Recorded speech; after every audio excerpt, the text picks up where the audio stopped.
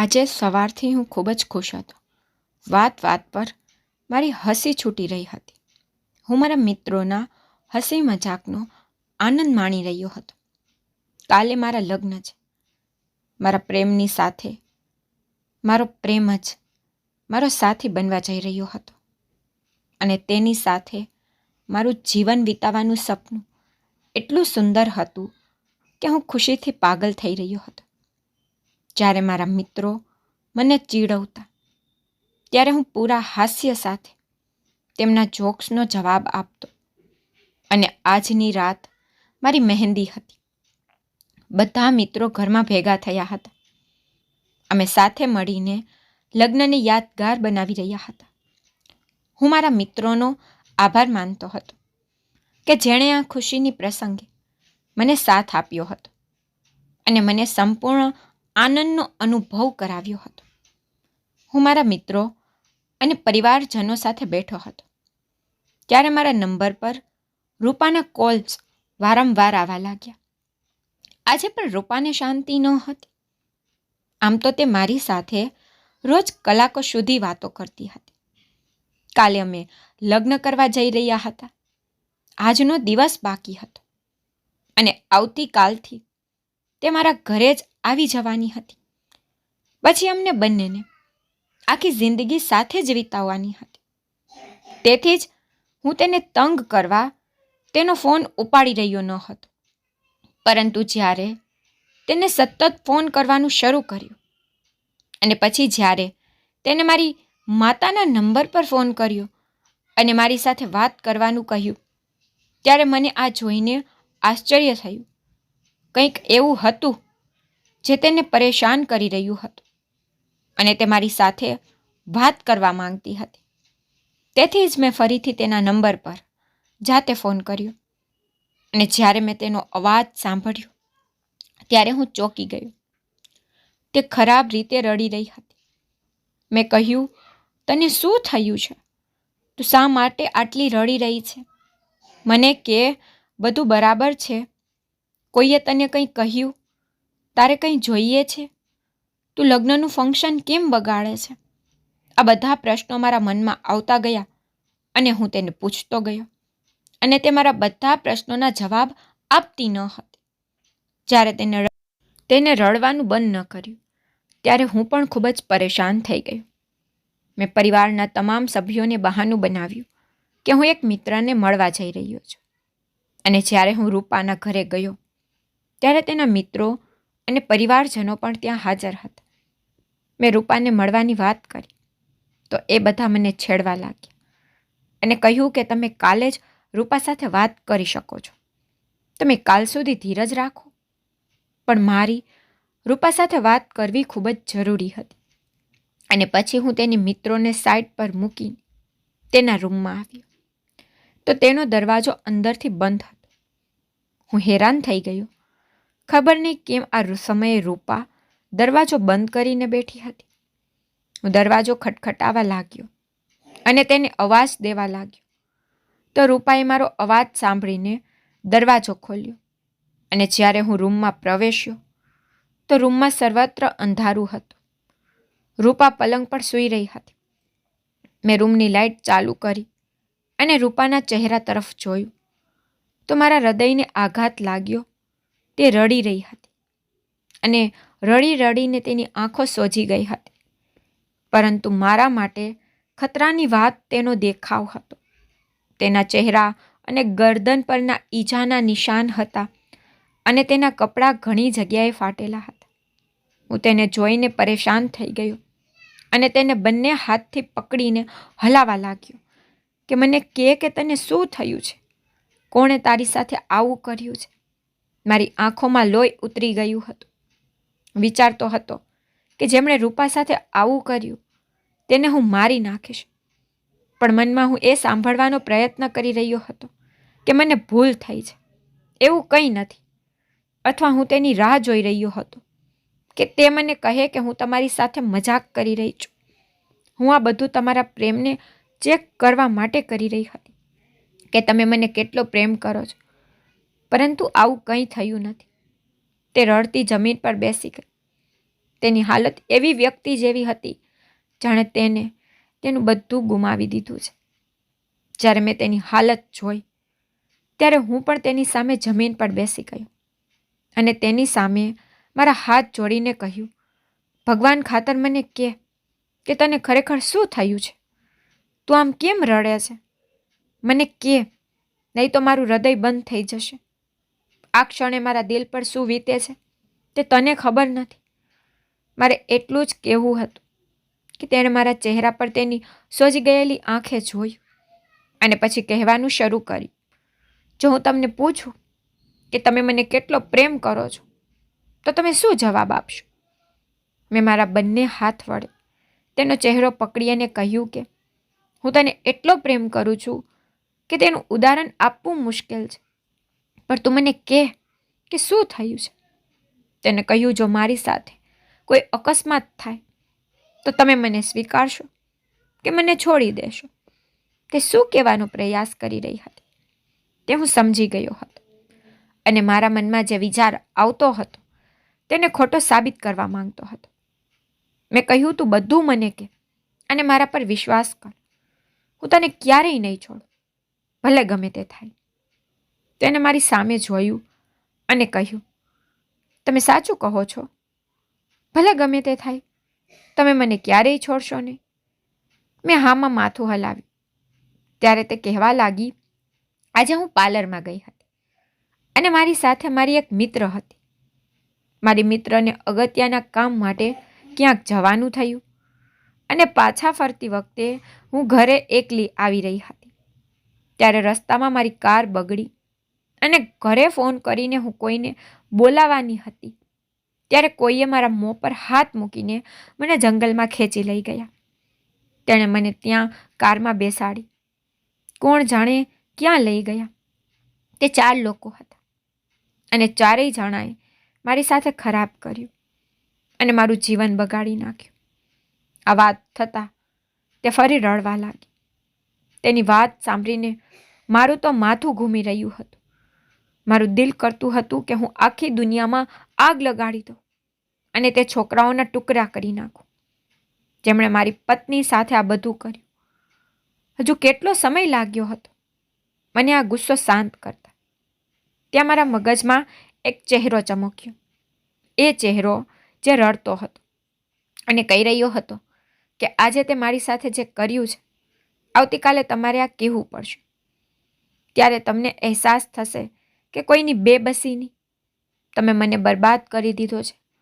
કાલે તમે પણ એવી જ રીતે બરબાદ થઈ જશો. તમે મારા હૃદયમાંથી સુખ છીનવી લીધું છે, તેથી તમને પણ સુખ નહીં મળે. આ બધું મારા મનમાં આવી રહ્યું હતું અને પછી હું મારા બંને હાથોમાં માથું પકડીને બેઠી રહ્યો. હું સમજી શકતો ન હતો કે મારે શું કરવું. મારું દિલ કહેતું હતું કે રૂપાને આવી હાલતમાં એકલી છોડી ચાલ્યો જાઉં, જ્યારે મારું મન કહેતું હતું કે ના, મારે આવું ન કરવું જોઈએ.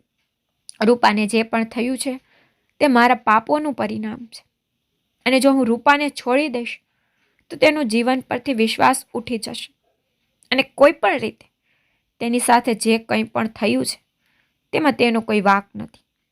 તે નિર્દોષ છે અને હું કોઈ બીજાના કાર્યો માટે તેને કેવી રીતે સજા કરી શકું? મારા દિલ અને દિમાગ વચ્ચે જાણે યુદ્ધ ચાલી રહ્યું હોય એવું લાગતું હતું. દિલ કંઈક કહેતું હતું, મન કંઈક કહી રહ્યું હતું અને રૂપાનો પ્રેમ મને પોતાની તરફ ખેંચી રહ્યો હતો. તે વારંવાર મને યાદ કરાવતી હતી કે મારી પત્નીનો મારા પહેલાં કોઈ બીજાએ ઉપયોગ કર્યો છે. પછી મેં તેને તે છોકરાઓ વિશે પૂછ્યું. તે જાણતી હતી. તે બધું કહ્યું અને પછી હું લાંબો શ્વાસ લેતા બહાર ચાલ્યો ગયો. રસ્તામાં તેની મિત્રો મને ફરી છેડવા લાગી. જો આ અકસ્માત થયો ન હોત તો આ પ્રશ્નોના મેં સંપૂર્ણ જવાબ આપ્યા હોત, પણ હું જેમાંથી પસાર થતો હતો તે પછી કોઈની મજાકનો જવાબ આપું તો તે દૂરની વાત છે. હું મારી આંખો ઉપાડી અને જોઈ શકતો પણ ન હતો. વારંવાર મારી બહેનના પડદા પર આ ચહેરો લહેરાવી રહ્યો હતો અને વારંવાર રૂપાનો આંસુ ભરેલો ચહેરો પર આવી રહ્યો હતો. હું એવી મુશ્કેલીમાં હતો કે મારે શું કરવું જોઈએ, શું નહીં. અને પછી હું મારા એક મિત્ર પાસે ગઈ. મારો આ મિત્ર મારી દરેક વાતથી વાકેફ હતો, મારા વિશે બધું જાણતો હતો અને મારા રાઝ પણ જાણતો હતો. પછી મેં તેને કહ્યું કે મારે એક કામ કરવું છે, પણ એ કામમાં મારું નામ ન આવવું જોઈએ, એ ધ્યાન રાખજે. મેં જે કહ્યું તે સાંભળીને મારો મિત્ર આશ્ચર્યચકિત થઈ ગયો અને કહ્યું, તું શું કરવા માંગે છે? એવી તે શું ખાસ વાત છે? અને તું પાછો એમ પણ કહે છે કે તેમાં મારું નામ ન આવે. મેં મારા મિત્રને કહ્યું કે તેની સાથે 4 મિત્રોને લાવે અને પછી મારી સાથે ચાલ અને મારી જ પત્ની સાથે. મારું નામ સુંદર છોકરાઓમાં આવતું હતું. છોકરીઓ મને જોતાની સાથે જ પ્રેમમાં પડી જતી હતી. એક તરફ મારો સુંદર ચહેરો અને બીજી તરફ હું ઘણો મોટો માણસ. મારી પાસે મોટી કાર હતી અને મારી પાસે પૈસાની તો કોઈ કમી ન હતી. આ જ કારણ હતું કે છોકરીઓ મારા પર મરી જતી હતી. જ્યારે પણ હું કોઈ છોકરી પર હાથ મૂકતો અને તેની સાથે મિત્રતા રાખવાની ઈચ્છા રાખતો હતો, ત્યારે તે છોકરી પોતાની એક ભાગ્યશાળી છોકરી માનવા લાગતી અને મારી પાસે તેની કોઈ અહેમિયત ન હોતી. હું તેમને ટીશ્યુ પેપરથી વધુ અહેમિયત આપતો જ ન હતો. જે છોકરી પોતાની ઇજ્જતની પરવા નથી કરતી, હું તેની શું પરવા કરું? ટીશ્યુ પેપર જેમ છોકરીઓનો ઉપયોગ કર્યા પછી તે મારી પાસે આવતી અને મારી સાથે લગ્ન કરવાનો આગ્રહ રાખતી, ત્યારે હું તેની વાત ન સાંભળતો અને તેમ વર્તન કરતો જાણે હું તેને જાણતો પણ નથી. એક છોકરીમાં તે પણ હતી જેનું નામ પૂજા હતું. તે ગરીબ પિતાની દીકરી હતી, પણ તે દેખાવમાં એટલી સુંદર હતી કે હું તેને જોતો જ રહ્યો. હું મારી પાપણો ઝબકાવવાનું ભૂલી ગયો હતો. તે હતી જ એવી, જે પણ તેને જોતું ફરી જોવાનો પ્રયાસ કરતું. પણ એ છોકરીએ આંખો ઊંચી કરીને કોઈની સામે જોયું પણ ન હતું. અને જ્યારે હું તેના રસ્તામાં આવ્યો અને તેની સાથે મિત્ર બનવા કહ્યું, ત્યારે તેને ના પાડી દીધી. અને આનાથી મારા અહંકારને ઠેસ પહોંચી ગઈ. મારા મિત્રની સામે તેને મારું અપમાન કર્યું અને તેવા મિત્રો જેની સામે હું લાંબી ફેંકી ગયો હતો કે કોઈ છોકરી મને ના ન પાડી શકે. અને આજે જ્યારે તેને મારું અપમાન કર્યું તે હું સહન કરી શક્યો. હું વિચારવા લાગ્યો, આ છોકરીને મેળવીને હું તેને ટીશ્યુ પેપરની જેમ ફેંકી દઈશ. હું તેના પર મારા પ્રેમનો ઝાર ફેંકી રહ્યો હતો. તેને જોવા માટે કલાકો સુધી રાહ જોતો. તેના રસ્તા પર આવતો મારો પ્રેમ તેના હૃદયમાં સ્થાન બનાવવામાં સફળ રહ્યો હતો. અને તે નરમ હૃદયની છોકરી હતી. તે સમજી હું તેને સાચેને જ પ્રેમ કરું છું. અને પછી તે મારા પર આંધળો વિશ્વાસ કરવા લાગી. અને પછી એક દિવસ મેં તેને મારા જન્મદિવસનું ખોટું બહાનું બનાવ્યું. કોલેજમાંથી રજા થયા પછી હું તેને મારી સાથે લઈ ગયો. તે વારંવાર એક જ વાત કહેતી હતી કે મારે ઝડપથી ઘરે જવું પડશે. મારા પિતા મારી રાહ જોતા હશે. તમે જાણતા નથી કે જો હું થોડી મોડી થઈશ તો તેઓ મને અહીં ત્યાં શોધશે. હું તેમને પરેશાન કરવા માંગતી નથી. તેની વાત સાંભળીને હું મનમાં હસ્યો કે આજે તું સમયસર ઘરે નહીં પહોંચી શકે. મને રિજેક્ટ કરીને જ તે મોટી ભૂલ કરી છે. તેની કિંમત આજે તારે ચૂકવવી પડશે. તે મારા વિચારથી અજાણ હતી અને પોતાની વાતોમાં મગ્ન હતી અને મને સાચો પ્રેમ કરવા લાગી હતી. અને મને પ્રેમ સાથે કોઈ લેવા દેવા ન હતી. મને ફક્ત મારા કામની જ ચિંતા હતી. અને કામ પૂરું થયા પછી મેં ફરી છોકરી તરફ જોયું પણ નહીં. હું તેનો સીધો મારા ફાર્મ હાઉસ લઈ ગયો અને અહીં મેં બીજા મિત્રોને પણ ફોન કર્યો હતો. જે મિત્રની સામે પૂજાએ મારી બેઇજ્જતી કરી હતી, મેં મારા બધા મિત્રોને ત્યાં બોલાવ્યા અને તરત જ બધાની સામે મારા અપમાનનો બદલો લીધો. અને પછી મારા મિત્રોએ પણ તેમની તરસ છીપાવી. બપોર પૂરી થઈ ગઈ હતી અને હવે સાંજ રાતમાં ફેલાઈ ગઈ હતી. તે અર્ધમરી હાલતમાં ત્યાં જ પડી હતી અને હવે કદાચ તેનામાં રડવાની પણ હિંમત ન હતી. પછી જ્યારે હું રૂમમાં ગયો ત્યારે મેં તેના ચહેરા પર એક નફરતભરી નજર નાખી. તે ઊભી થઈ અને બેસી ગઈ અને એક ઘાયલ સિંહણની જેમ ગુસ્સે હતી. મારો કોલર પકડી રડતા કહેવા લાગી, તે મારી સાથે જે કર્યું તેની તારે કિંમત ચૂકવવી પડશે. તને ખબર નથી કે તે કઈ માસૂમ છોકરી સાથે આ કર્યું છે અને આજે તે મારી જિંદગી બરબાદ કરી નાખી છે.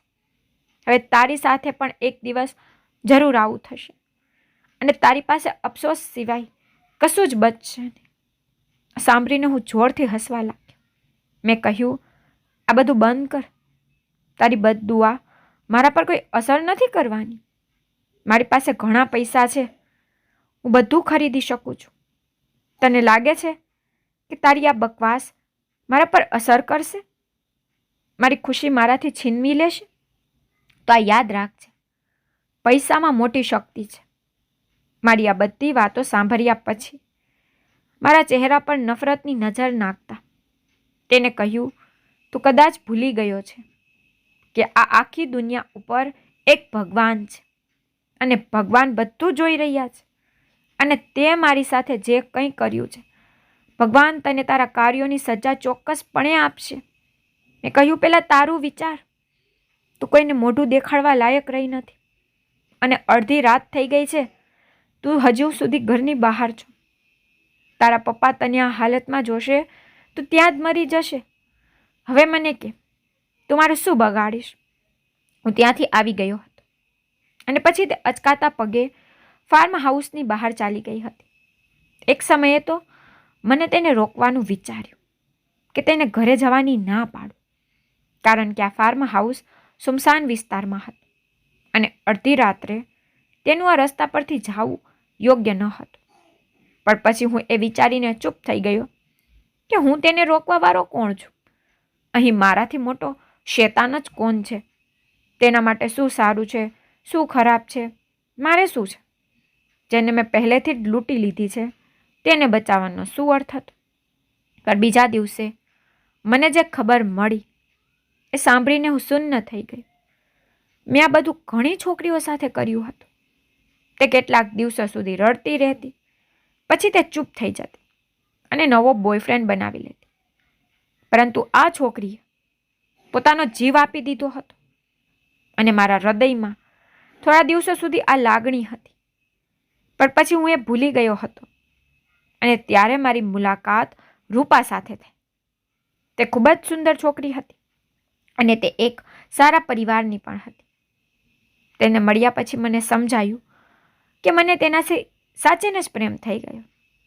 હવે મારા માતા પિતા મારા લગ્ન કરવા માંગતા હતા. પછી મેં વિચાર્યું કે મારે લગ્ન કરવા છે તો હું રૂપા સાથે જ કેમ ન કરી લઉં.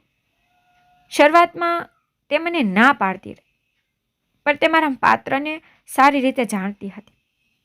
તે પણ આ જ કોલેજમાં અભ્યાસ કરતી હતી અને તે જાણતી હતી કે છોકરીઓ મારા માટે શું સ્ટેટસ ધરાવે છે. પણ જ્યારે મારા માતા પિતા મારો સંબંધ લઈને તેના ઘરે ગયા ત્યારે રૂપાને ખાતરી થઈ ગઈ કે હું તેને સાચો પ્રેમ કરું છું અને અમારા બંનેની સંમતિથી અમારો સંબંધ નક્કી થયો હતો અને હવે હું તેની સાથે લગ્ન કરવા જઈ રહ્યો હતો. અને લગ્નના એક દિવસ પહેલાં રૂપા કહી રહી હતી કે કોઈએ તેને બરબાદ કરી દીધી છે, તેની દુનિયા લૂંટાઈ ગઈ છે.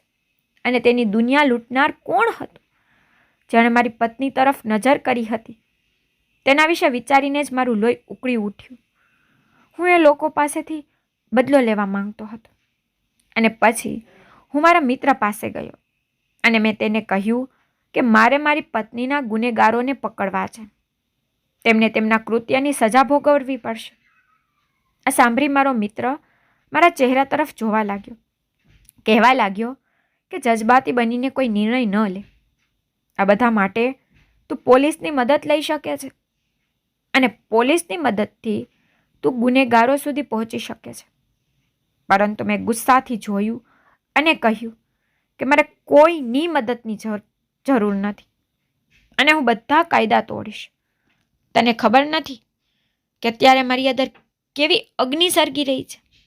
જ્યાં સુધી આ આગ બુઝાઈ ન જાય ત્યાં સુધી હું શાંતિથી બેસીશ નહીં અને જ્યાં સુધી હું તે 4 ગુનેગારો સામે બદલો ન લઉં ત્યાં સુધી આ આગ ક્યારેય ઓલવાશે નહીં. તું મારી સાથે આવ કે હું મારી દોસ્તી તોડું.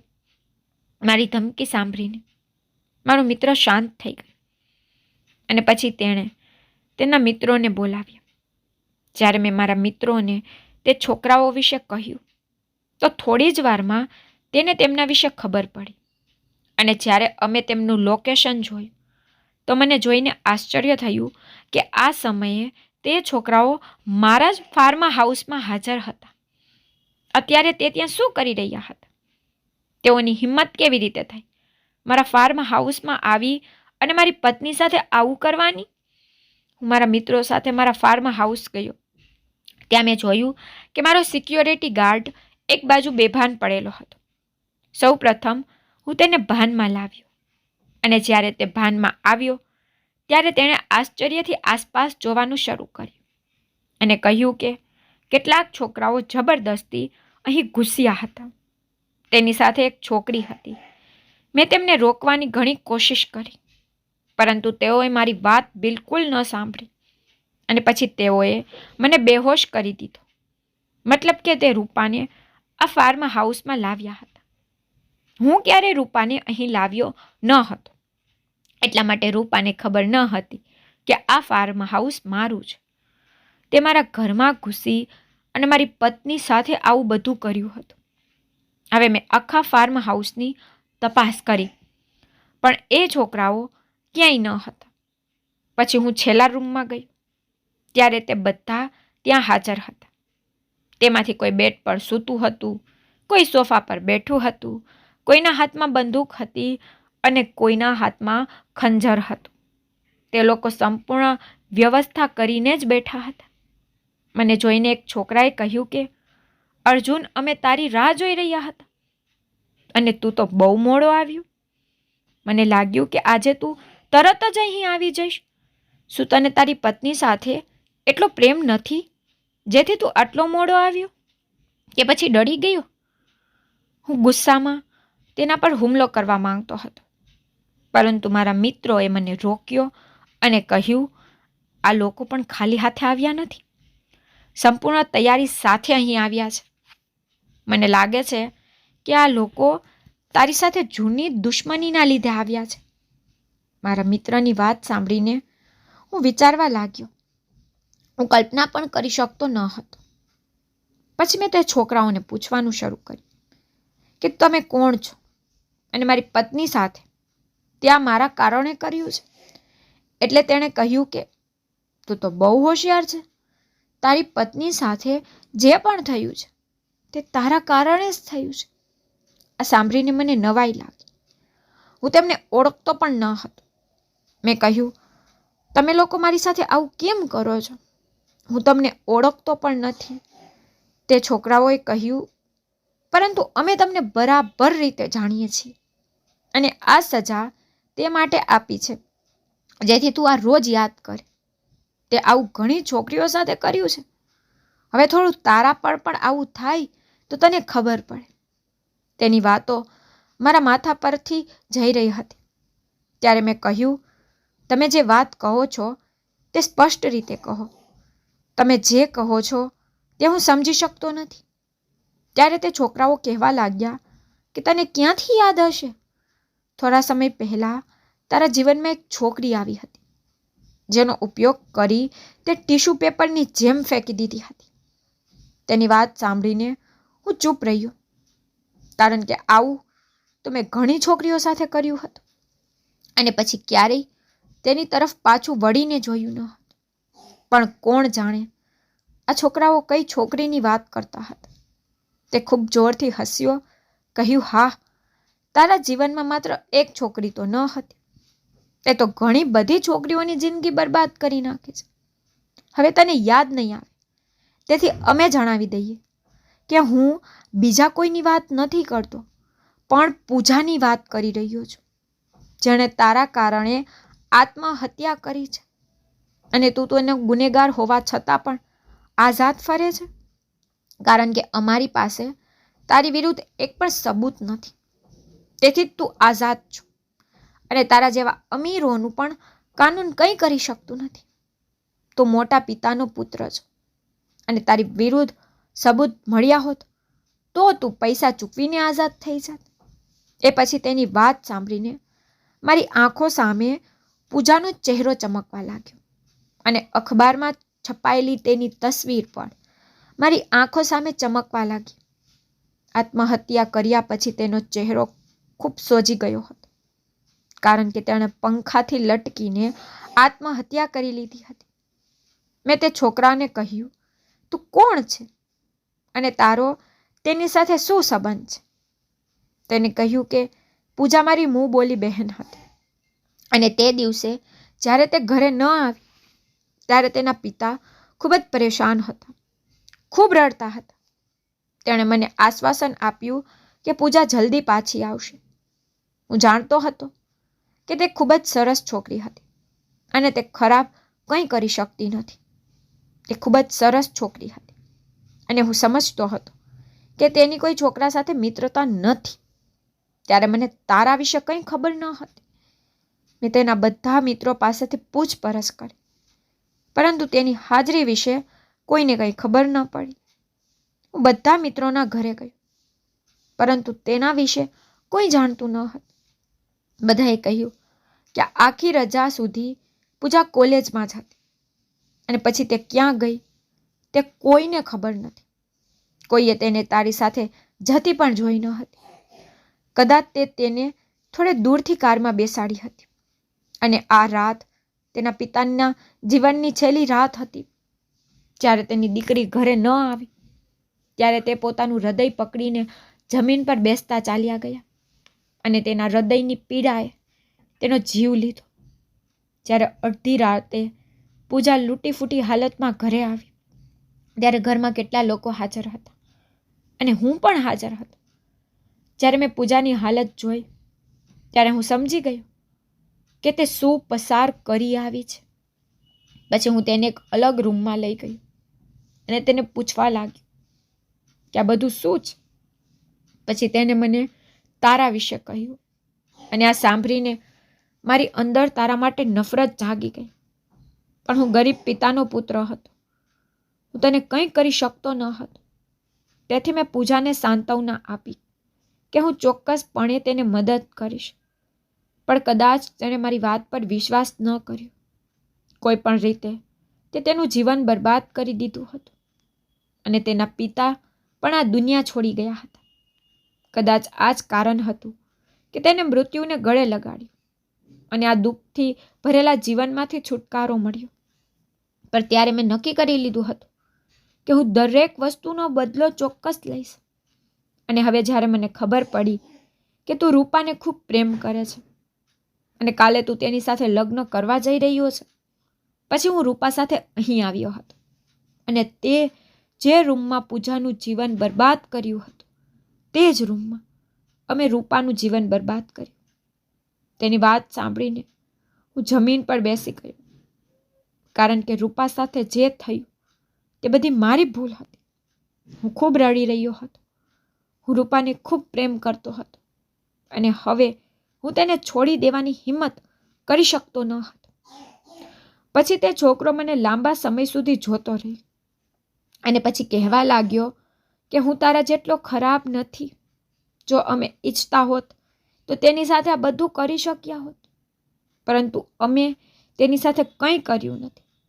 અમે તેને ધમકી આપી હતી, તેને અહીં કેદ કરવામાં આવી હતી અને પછી છોડી દેવામાં આવી હતી. આ સાંભળીને મેં હેરાનગીથી તેની સામે જોયું. શું તે લોકોએ તેની સાથે કંઈ ખરાબ કર્યું ન હતું? તે મારી આંખોમાં રહેલી બેચેની જોઈને કહેવા લાગ્યો કે તારા માટે આ સજા કાફી છે. તું જે કંઈ થઈ ગયો છો, જે કંઈ સહન કર્યું, આ તારા બાકીના જીવન માટે ઘણું છે અને આ જ પાઠ છે જે હું તને આપવા માંગતો હતો. તે પછી હું ત્યાંથી બહાર આવ્યો અને મારા મિત્રોને કહ્યું, અમારી તેની સાથે કોઈ દુશ્મની નથી. તેમણે જે કર્યું છે તે મને મારી પોતાની ભૂલ યાદ આપવા કર્યું છે. એ લોકોએ રૂપા સાથે કંઈ ખોટું કર્યું નથી, બસ તેને ધમકાવીને છોડી દીધી છે. તેણે રૂપાને બધું જ કહ્યું હતું અને રૂપા મારા મોઢે આ સાંભળવા માંગતી હતી. અને હવે જ્યારે તેને મારા સત્યની જાણ થઈ ત્યારે તે મારાથી નારાજ થઈ ગઈ હતી. તે મારી સાથે વાત કરતી ન હતી. મેં તેને બહુ મુશ્કેલીથી એમ કહીને મનાવી કે આજ પછી હું ક્યારેય કોઈ છોકરી તરફ જોઈશ પણ નહીં. તે પછી હું સુધરી ગયો હતો અને મેં ક્યારેય કોઈ છોકરી વિશે કંઈ વિચાર્યું ન હતું. તે રાત હજુ મને યાદ છે અને તે રાત યાદ આવતા જ મારો આત્મા કંપી ઉઠે છે. મિત્રો, હવે તમે મને કહો કે મેં પૂજા સાથે જે કર્યું તેની સજા મને શું મળવી જોઈએ?